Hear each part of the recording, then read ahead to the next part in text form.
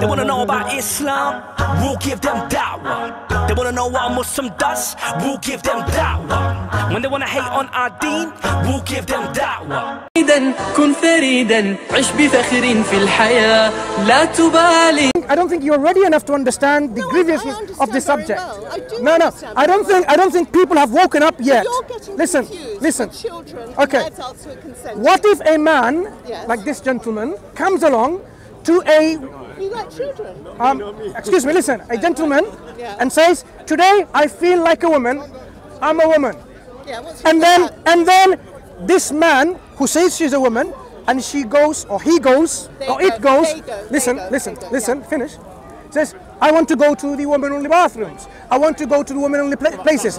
Would you? It's happening, thank you. Yeah, good luck to them. So there's nothing wrong with that? It's not my choice. What's wrong about it? No, it's not wrong. You can't have a man that's going through it. This is the problem now, where we've gone wrong in society. Well, where you've got a grown man like me, for example, that decides that suddenly I've gone over to be a woman. And then they want to... No. No, that is where I disagree with a lot of people. But we could learn a lot from the Muslims on that side of thing. We've Of course we could. Why can't consenting adults choose how they want to Well, because you can't have a grown man like me that suddenly decides he wants to be a woman, goes through some training, and then suddenly wants to start using women's toilets. Why not? Well, what's wrong with You see, it? okay, Why does it bother you? just want to bring this full flavor in place. Now, would you be okay with a father having sexual relationship with his own son, mother with his own son? And they're all adults. That's against the law. Anyway. Consent. By consent. Would you be okay with that? Well, it's legal. So you're okay with that? No, not really. Not if they're young. Hang on. Not if they're young. Hang on. Adults. No, adults get up to. I mean, honestly. So you're okay with two adults, mother and son having sexual relationship. You're okay with that? What if it's legalized? Homosexuality was illegal in this country, punishable by death over there. They used to be hanged. Not too long ago. They used to be hanged. Have we forgotten? Thank you. Yes. So, no, please, madam.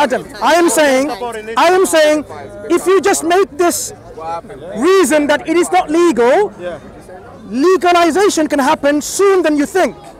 So, in Switzerland, is it legal? I think it's legal, isn't it? I don't know. I think, if I'm not mistaken, Sweden maybe. Some of these countries where, What are you going on about? Anyway, listen, it's all right. So, where this kind of relationship, what do we term this relationship between families? Doesn't anyone know? Incest is legal. If it's legal in this country, people will say, what's wrong with that? But this is where the society is going bust. The society is going so downhill with this that they have forgotten the boundary of what is relationship. And so when our government is teaching us at very young to our children at 4 years old that it's okay, daddy bear and baby bear. They didn't even know anything about biology. At that time, at the age of 4, biology is not a compulsory part of your education, and you teach them sex education. That is what I'm highlighting. And I'm also highlighting the idea that people have gone so much that they think today I'm a cat. They behave like a cat, they eat like a cat, and they, even make surgery for look like a cat. There are people out there doing these kind of things. So if we don't wake up to this kind of, what I'm saying is transformation in people's mentality, if that isn't a mental disorder, then what is? This is what we should be waking up to. The society is, without our knowledge, they're legislating, they're promoting to such an extent that someday in the future, our lives will be miserable. You won't be in a society, you'll be thinking like, okay, you want to go to a bathroom, right? Someone who is like you're a woman, and some man comes along and he wants to urinate there, but he says, I'm a woman today, and it's happening. You can't say anything. You can't say anything. What are you going to say? And look, people we know from instances that they have abused this right of theirs and they raped women. And how is it going to stop those people who know that, okay, look, in the prison, for example. One moment, before you go into house yet, we want to understand the problem exists first. That this man says, okay, I feel like a woman, so put them into women's prison, and he rapes the women prisoners. How can you stop them?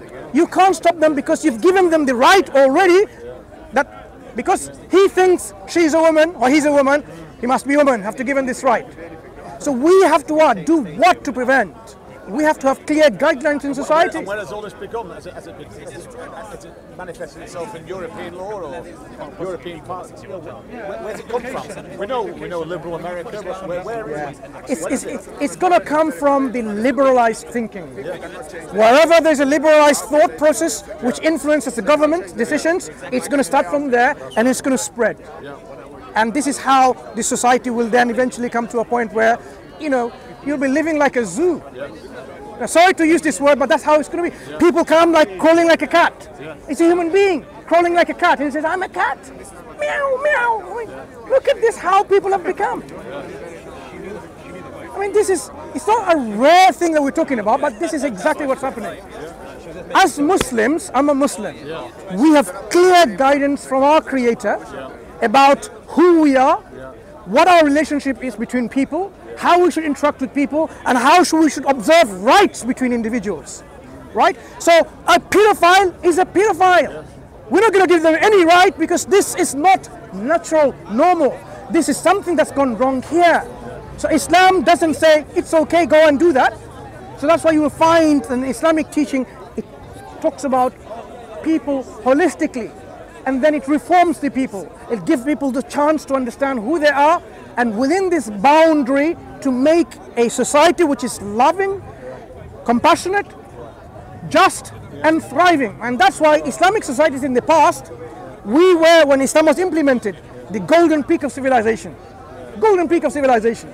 But we have forgotten this history. We have forgotten these lessons in our history where it's not even taught in our schools. When this country, in particular in England, when the Queen of England perhaps didn't have a bath in a month, we had underground sewage system, overground lighting system in Spain and Andalus. That's how Islam elevated people and technology and civilization and humanity. We need to understand, and that's why this is, and I'm bringing down to Islam. You're going back a few hundred years, aren't you? I'm going back in the past, but today Muslims are not making a monopoly on anything, because science and technology is not a monopoly for any religion, any group, or any race. Everyone's contributing, and we have to acknowledge and understand and appreciate that. But what I'm saying, at what point Islam introduced the search and quest for knowledge for a reason, because it doesn't allow people to be completely shut and brain dead or brainwashed and thinking that's it, don't use your reason, don't use your intellect. But Islam flourished them in their quest for knowledge. And that's why many of the constellations and stars are named by Muslim scientists. Whether it's algebra, mathematics, optics, physics, biology, astronomy, you name it, Muslims contributed. Why? Where did they get this spark from? They got it from the Quran. And this is what we come here in Speaker's Corner to invite people back to look into this Quran, which we as Muslims believe is a guidance from our Creator. Our Creator. At the end of the day, when you research and reflected, pondered, and analyzed its message, if you like it, accept it. If you don't accept it. That's the message of the Quran. There is no compulsion in religion, and no one can compel anyone to believe in anything anyway. That's the teaching of Islam. Fantastic, okay? But I have a plane to catch. Keep peaceful. Take care. See you later.